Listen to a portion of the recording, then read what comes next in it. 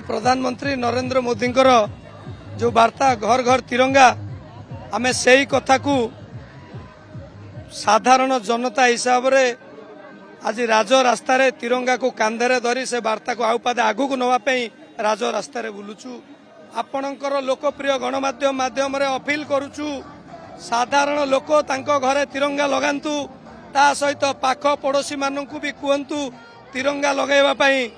यही कथा को आमे सर्वसाधारण साधारण जनता आज स्वतःप्रत भाव में जो